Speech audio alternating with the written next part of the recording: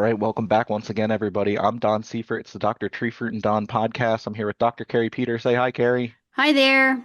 Dr. Sean Kumar. Say hi, Sean. Hello, everyone. And starting us off today, Dr. Greg Krawczyk. Say hi, Greg. Hello. So we will let you get right into it, Greg. Okay, this is the first time I will be the first one. It's okay. Uh, the entomology update today will be relatively straightforward. We are in full flight of Codling Moth. We are done with the flight of first generation of Oriental fruit moth. Tufted apple bud moth is flying right now. Oblique-banded leaf roller started last week. It was actually May 21st. Plum curculio activities should be over by now. We are almost 6 weeks since the bloom, and with the limited number of fruit, that's something that we should not really think about. One pest that actually might require a little bit more attention is San Jose scale. We will see the start of the first summer generation of San Jose scale adult flight starting anytime, weather dependent. Again, if you have seen San Jose scale injuries on fruit, those red tiny dots all over the fruit, or you have seen San Jose scale nymphs attached to the branches, and you did not try to control it during the dormant time period, it really will pay off to put the pheromone trap near your hot spot, because this is not the trap really that you will be counting how many you can catch, but you just put the trap, pheromone trap. They are available from the Great Lakes IPM. Again, this is not advertisement of anybody. It's just that you can buy the trap lure at this source, and this is really the only source I am aware of. You can put the trap near your hot spot and start checking it for the flight of male San Jose scale. When you start seeing them and they look like a tiny clearish, brownish, goldish dots on the trap, and they are very tiny, but you will know that they're flying because there will be a lot of them. Your application to control San Jose scale should happen within about plus minus 10 to 12 days. This is the best timing to do so, because that's when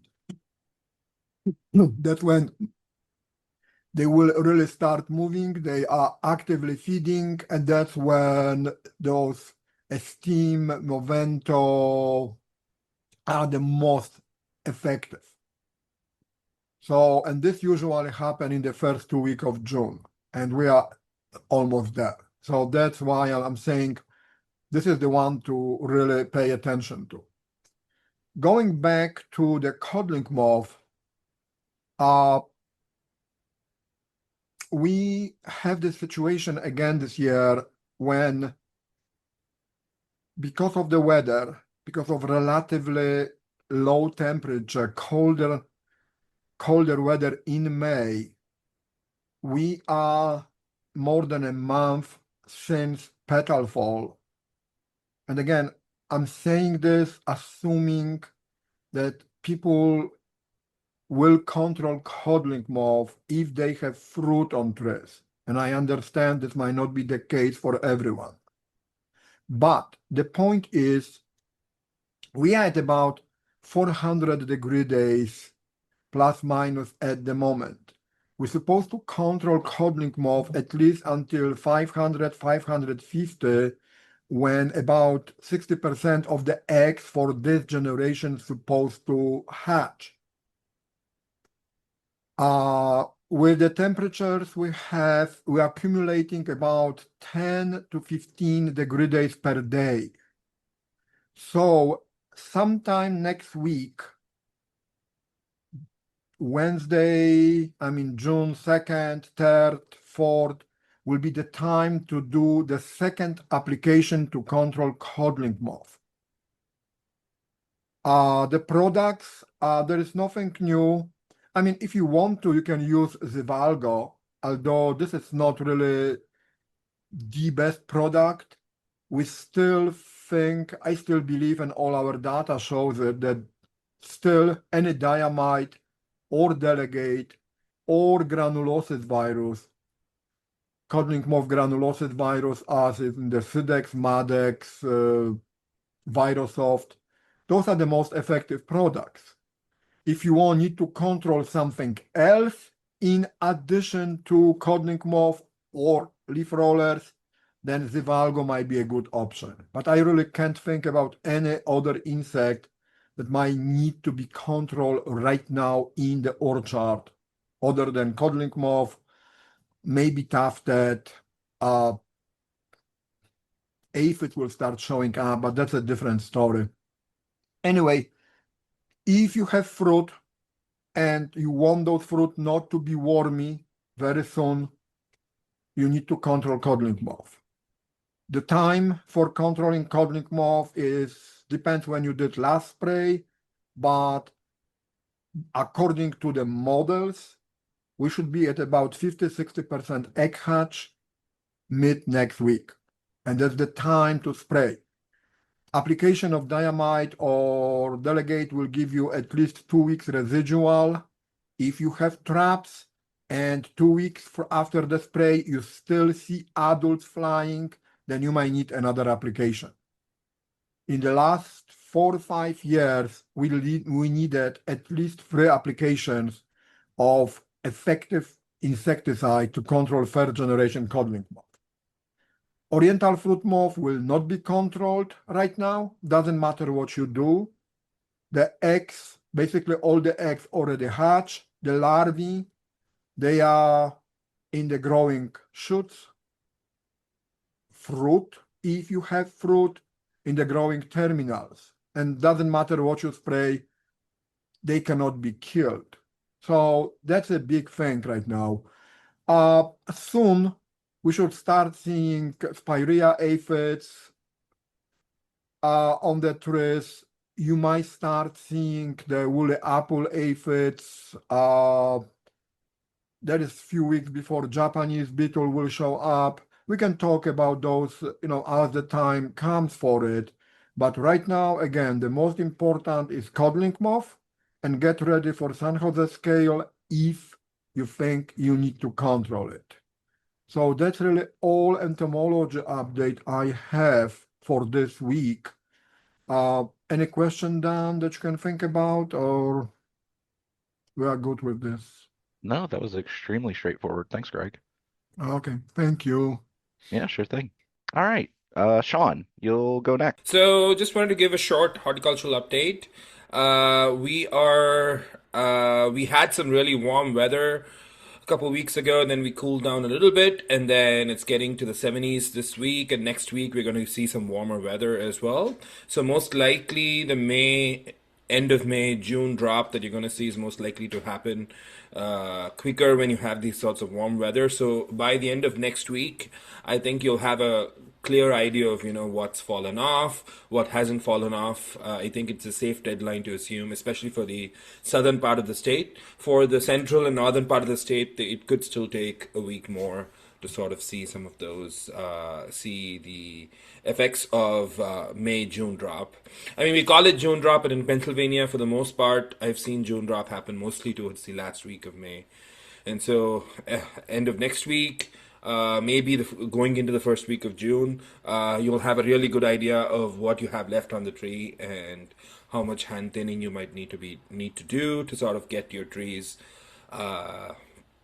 get your fruits to size up to meet commercial standards. So I know that in it's a little bit tricky because in some blocks you have I know that a lot of growers, especially in blocks with low set, you haven't done much, rightfully so, to thin your blocks and just waited to see, which ones are going to stay on, which ones are going to not. And I think by the end of next week, I think you'll get a good idea of that. And then immediately after, I think you would need to go in and sort of hand thin and remove what's not necessary because you want to make sure that the fruits get the right size.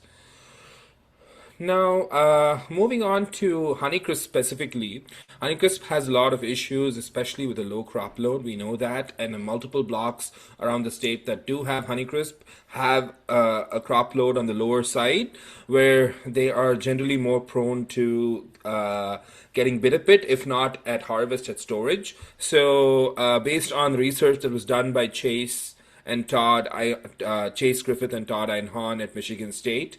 They've shown that 3 applications of NAA or something like Pomaxa or Refine at 2 ounces to the acre at 30, 45, and 60 days after full bloom. So 3 successive applications of NAA has been shown to significantly reduce pidipit in 2 years of the trials. So that's something I would recommend, even though we don't need NAA for return bloom per se, because most likely we're going to have a snowball bloom next year based off the fact that we had a very low crop load. And so many of you might have refrained from maybe specifically targeting return bloom sprays this year. But then for Honeycrisp with NAA, you might still need to do those applications at 30, 45, 60 days after full bloom in order to make sure that you have at least reduce the possibility of those fruit developing bitter pit. Especially in Honeycrisp, when you have a low crop load, you have fruit that develop much larger sizes, and those larger sized fruit are much more prone to developing bitter pit. And so you have to keep on your calcium sprays and make sure that, especially once the fruits reach 30 millimeters, which the southern part of the state is way past that or around that, and then in the central part of the state, many of your fruitlets are reaching that stage, and so it's important to start your calcium applications at 30 millimeter fruit size if you haven't earlier, and calcium chloride can be used. About one application every 10 to 14 days, depending on the weather and things like that. And you can keep going until about 2 weeks before harvest. This is some standard practice. And calcium chloride has been shown to be the best product in terms of amount of calcium delivered, as far as economics of what product to use for providing calcium to your fruits. So that's my spiel regarding Honeycrisp. Excuse me. So in general, for the other crops, for the other varieties that you might be having, vigor control is still a big topic of discussion. And by now you would have seen clearly whether your previous apogee sprays, or you'll be able to see if those worked or how good they were at controlling vigor.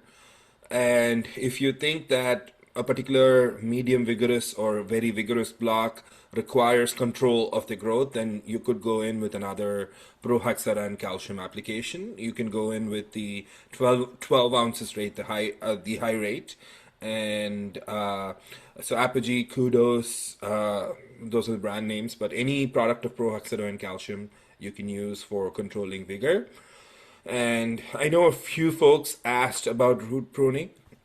And so if you have very vigorous blocks and you have already put in your apogee applications, and you already might have done your first root pruning, which is usually done somewhere around petal fall or a few weeks after that, then 3 to 4 weeks after your first root pruning, you could potentially do a second root pruning, especially on your very vigorous blocks.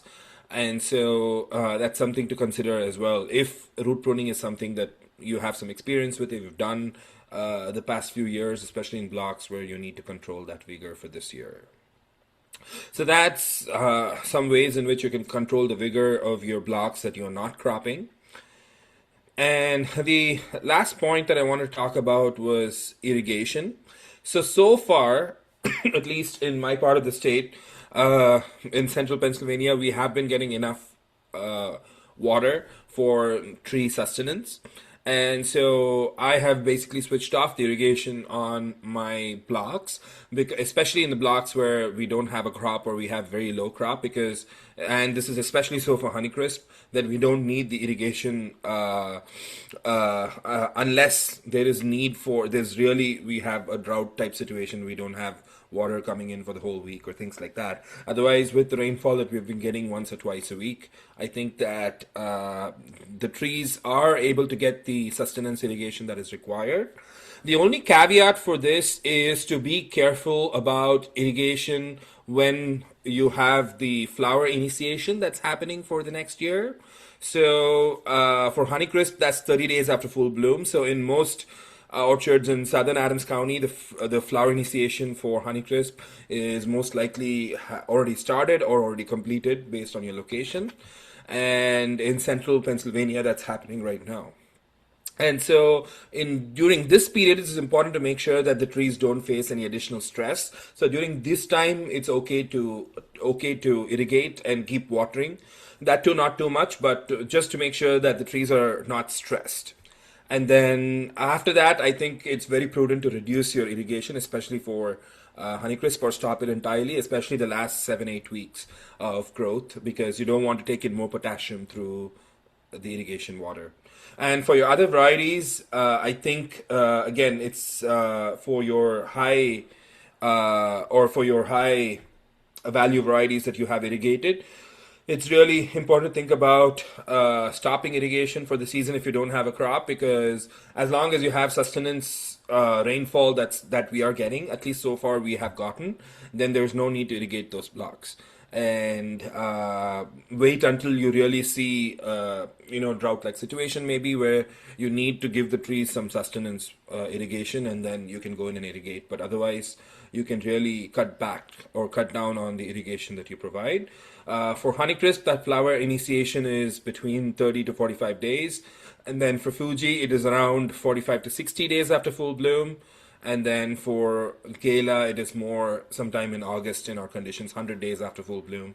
So during these periods, it's important to make sure that when in the blocks that you have irrigation, that you do provide irrigation, or at least you make sure that the trees are not stressed. But in other times, I think that we can really cut back on the irrigation as well as nutrition. For blocks that don't have a crop, you don't need to provide nutrition this year, unless, of course, your soil or leaf test indicated a severe deficiency of something, which you'd need to correct for this year.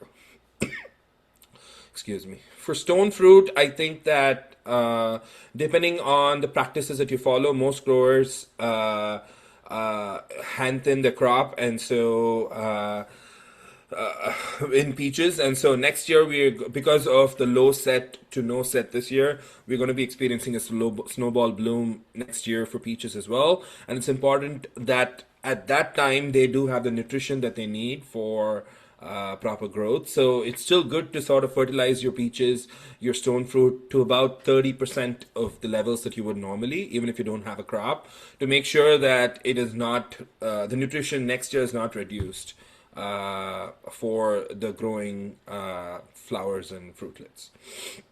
But for apples, we can really cut back on nutrition. It is not required at this point, especially if you don't have a crop. Please, you can remove the calcium sprays, because calcium is mainly for deposition onto the fruit, for the fruit to take in directly. So if you don't have fruit, then you can remove your calcium applications that you would normally put in for every cover spray or every other cover spray.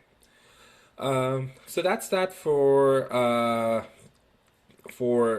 irrigation and nutrition. So we covered ways to sort of control vigor, irrigation, nutrition, and of course for specific notes about Honeycrisp and how to manage Honeycrisp in a low crop load year.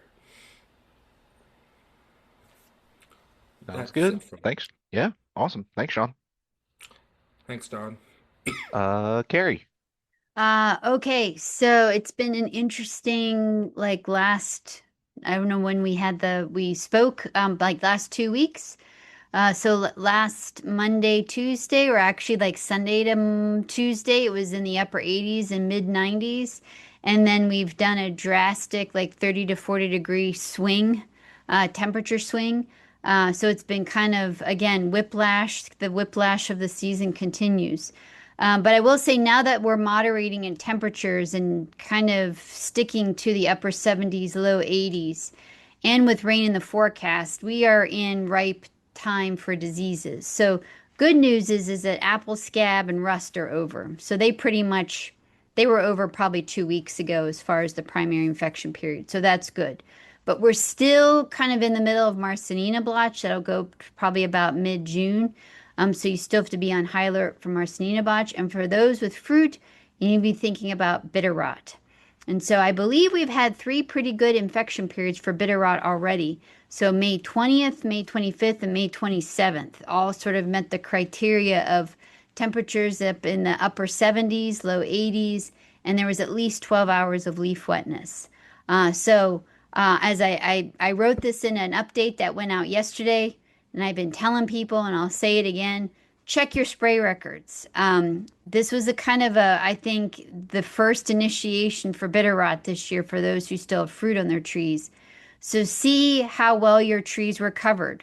Were you in an alternate row middle spray where half the tree was not covered during that time? How old was your fungicide that was applied that was on the tree? These are questions you want to ask, especially if disease pops up later on in these orchards. You can kind of go back to that time frame. Also, with apples, another thing that we're in the midst of is sooty blotch and fly speck. So with fruit on the trees, if you're spraying Captan, you should be fine. Sooty blotch and fly speck is a relatively easy disease to control conventionally, so I'm not too concerned about that. As far as what to be spraying right now, Aprovia would be good because this would be good for bitter rot. It's a FRAC 7, so also be controlling Marsanina blotch. If you don't have fruit on your trees right now and really you're worrying about Marsanina blotch on vulnerable varieties, you can also be spraying something like Luna Sensation or Maravon right now. They have FRAC 7s in them. I don't advocate spraying those right now because they also have FRAC 11s in them, and FRAC 11s don't touch Marsanina. The FRAC 11s are good for rots.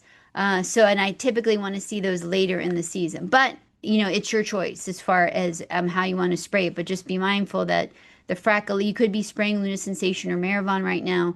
Also, to kind of hit bitter rot, but also be thinking about saving that Maravon spray or Luna Sensation for later in the season before harvest.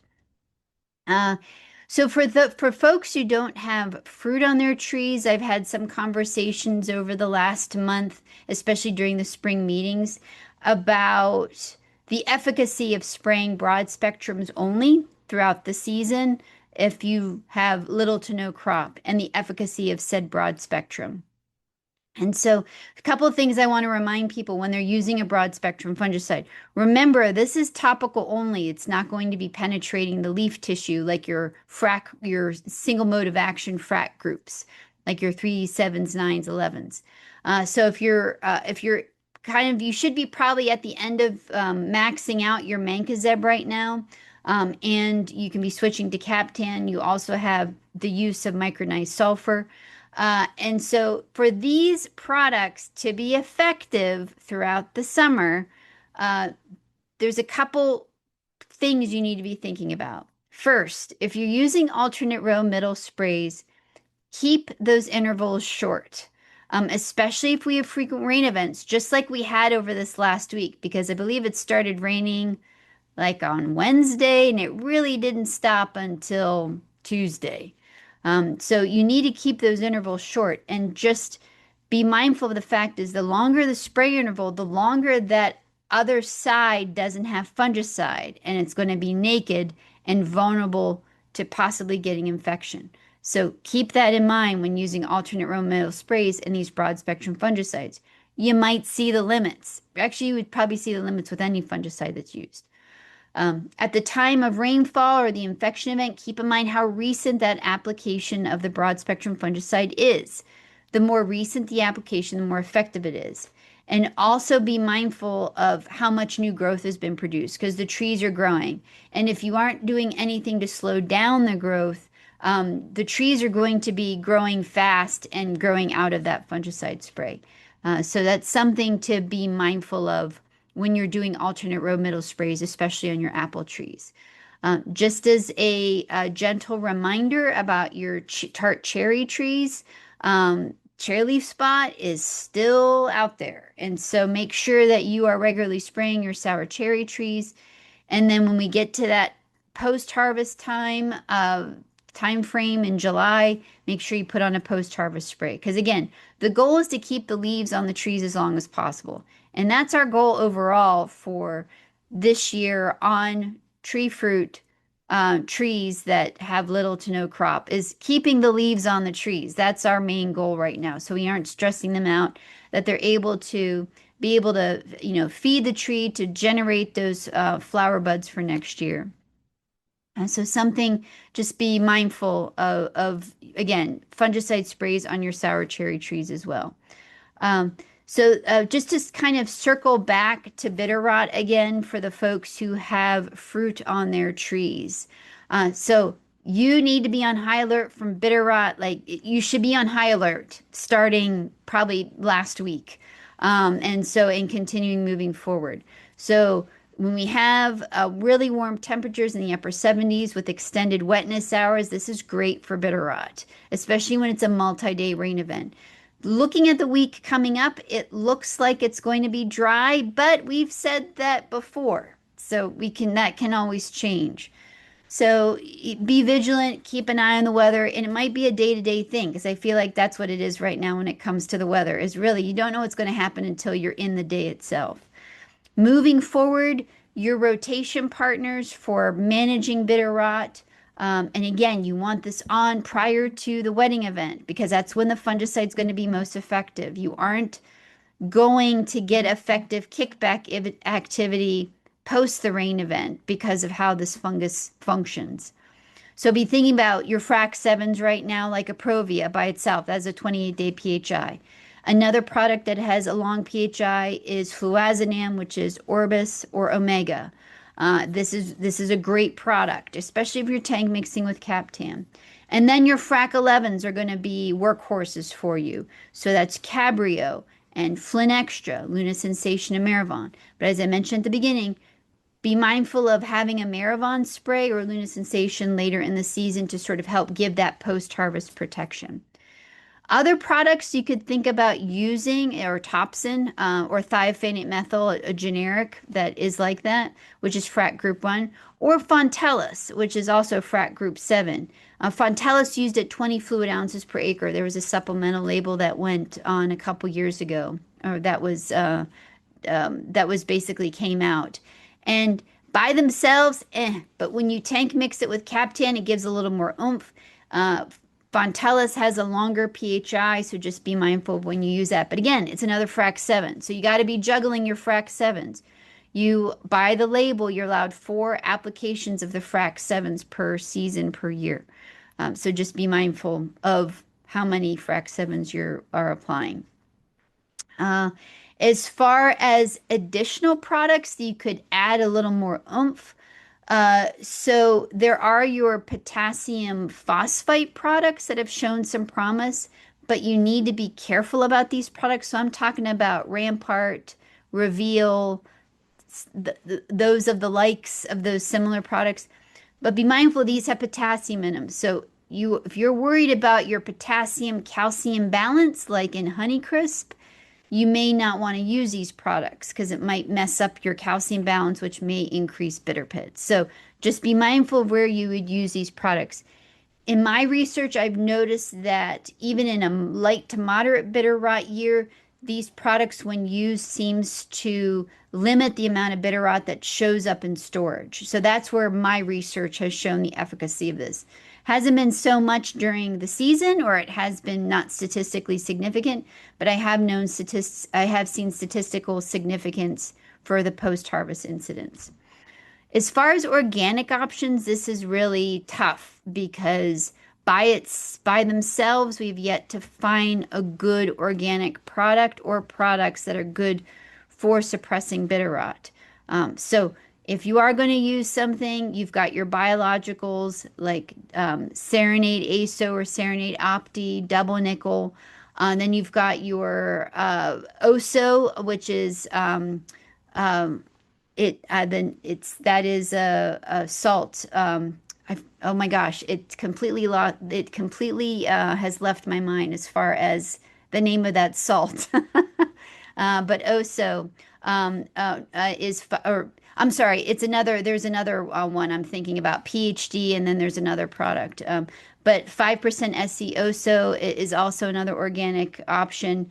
Again, but these easily wash off. They aren't very robust, so you're going to have to use them very often, especially when it rains. Another product you may want to be thinking about is rotating them in is sulfur. Micronized sulfur is also good. It's not the best, but of the organic options, micronized sulfur is your best. It's not the favorite of many just because of the nature of sulfur. Another product to think about incorporating, and you could do this in the conventional aspect or the organic, is regalia. So regalia, its mode of action, it's a plant extract and it thickens plant cell walls. And so in thickening plant cell walls, this makes it the skin a little more durable as far as maybe possibly slowing down the Calototricum fungus in causing bitter rot. So again, these are all some options to be thinking about as far as when you're thinking about protecting your fruit moving forward from bitter rot. Let's hope it's not. We need the rain, but I hope we don't have a crazy rainy year like we did last year, where it was raining 1 to 2 inches a week and it was like wet all the time. So hopefully this is a more moderate year when we have rain. We're getting enough rain, but it's not constantly wet, because I think that's when things will be a bit more manageable. It gets a little overwhelming when it's raining all the time.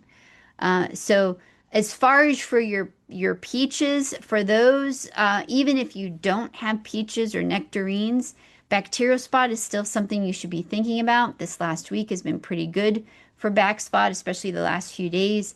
So you can do a rotational program of a low rate of copper, and you're aiming for the 0.5 to 1 ounce of metallic copper per acre. This was based on Rutgers' recommendation, and you can rotate this with stuff like Serenade ASO, Serenade Opti, double nickel, even regalia, and also oxytetracycline, the antibiotic as well. Be mindful of using copper during slow drying conditions because it can increase the phytotoxic nature of copper. And then the last thing I just want to mention is southern blight. So we have yet to have a fungicide labeled for southern blight, but for those who may be struggling and who may see trees declining due to southern blight, and you will notice it, usually when we see it, when it's really warm and it's wet for many days, you'll see the leaves on the trees turning yellow and drooping. Look at the base of the tree right at the soil line, and if you see white feathery material, that's the fungus, that's right at the crown or on the crown of the tree at the soil line, and you may see looks like little tan to dark tan or brown sesame seeds. That's a sclerotia. That's southern blight. If you see that, reach out to me, kap22@psu.edu. So let's chat about this as far as your options. They are limited, but there are some options depending on what the orchard is bearing or not bearing.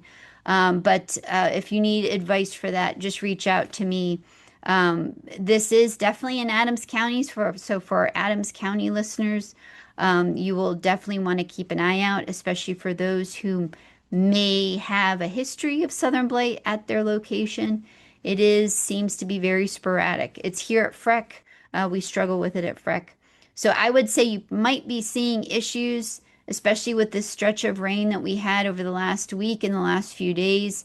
Probably in 2 weeks, I would say. Usually it doesn't take long for it to pop up. So just be on alert. Bud 9 and Bud 10 and M9 are very, very vulnerable rootstocks. So as far as scouting, this is what you want to be thinking about. And then finally, very finally, the last thing I want to talk about is fire blight. Last but certainly not least. So fire blight, there are some people struggling with fire blight. So just a few things I want to mention about fire blight. Be careful of over pruning the trees. The more you prune, the more you're going to encourage new growth to initiate. Said new growth is going to be vulnerable to fire blight. So the triage method you want to be thinking about is young orchards, 3 to 8 years old with just a few strikes. Those are your highest priority. Try to maintain the tree structure. Then young orchards, 3 to 8 years old with a lot of strikes, older orchards with a few strikes, and then the walk away is when there's so many strikes you're going to be spending a lot of time pruning out and there's just a stick there of a tree. That's too much pruning. So be mindful of how much you're pruning because you might do more harm than good when you're over pruning. So you may just have to have a conversation with yourself and just walk away from that orchard. You might be seeing a lot of fire blight strikes showing up in an otherwise healthy orchard. These would be in older blocks that may have leftover cankers. This is canker blight where it looks like a cluster of shoot blight that's on an old branch. You typically see canker blight in big, older, very older trees. This is where you typically see where the trees seem to come back every year. If you are pruning out, don't prune in wet weather. You want to make sure it's dry. Cut infections out early. Pruning is most effective when incidence is low. You want to practice salvaging the tree and just remember you want to be doing like about 6 to 12 inches beyond the site of infection. The bacteria does move well far ahead of where you see the line of demarcation. And with that said, sanitizing your pruning equipment, does it work? Doesn't it work? I don't believe it works, but if it makes you feel better, go ahead and do it. I'm not going to discourage you, to each their own, but I'm just saying that the research shows that it really doesn't do much. If you're struggling with a lot, the rule of thumb is to remove it from your orchard, but you may not be able to do that. So if it's small cuttings, just put it in the row middle, let it dry, and then mow right over it to make it into a bunch of little pieces. There is a method that you can use. It's called Actigard paint. Paint using a verb, not actually using like white latex paint, but you're making a concentrated solution of Actigard. And where you cut it, you're spraying it on the trunk, and then I've also sprayed it on the cut itself. And this seems to limit canker production by the bacteria by a recent infection in the tree. This is all on the Actigard label, so refer to the Actigard label for that. The other option that we haven't tested, but I've heard anecdotally, is the use of the citric acid-based product called Fungout. So this is a citric acid, so it's acidic, and Erwinia amylovera does not like an acidic environment. So where people have struggled, they've sprayed this on active infections where shoot blight is, and it seems to stop it in its tracks. Does it work? I don't know. I was going to do it this year, but my trees got pretty much frozen out by the freeze. So I don't have much to work with other than maybe like 4 trees that are infected because of my untreated trees. Definitely still got fire blight despite the freeze. But if it spreads, I might try this. But I'm just saying for people to use it at their own discretion because I have not used it. I'm not sure what the influence of this product would be on fruit finish. So again, use at your own discretion if you choose to use this Fungout, Fungout. And the very, very, very last thing I want to mention is for those people who are struggling with fire blight and it's really well beyond their control and they're overwhelmed and they feel that their whole, at least 15% of their orchard is being, or more is being wiped out. You do have an option with the USDA FSA called the Tree Assistance Program, or TAP for short. So this program is for folks who lose perennial fruit crops to disasters. And so a disaster would be fire blight. And so in the latest disease update, I put out 2 updates this week. I rehash an article Jay Harper and I put out a couple years ago about the Tree Assistance Program. Not much has changed because the Farm Bill hasn't officially been passed, but there is talks of modernizing this tree assistance program, but it's still available to you. And so if you're really struggling and you find yourself really whacking hard at these trees for pruning them out of fire blight, this may be something to think about as far as just starting over. So it does,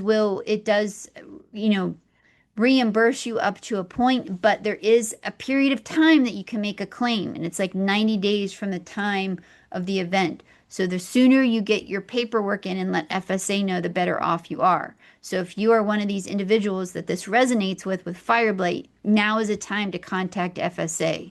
And if you need help with like having someone advocate for you as far if it's a letter or an expert testimony, which sometimes FSA needs, I'm more than welcome to help whoever. I've done this several times. I know the drill with FSA, so I'll be happy to work with anyone. So you're welcome to share my name with your FSA contact if they're not sure of what to do or if they need additional material to validate this event. So that is it for me. Okay, very good. Say goodbye, everybody. See you later. Bye, everyone. Bye, everyone.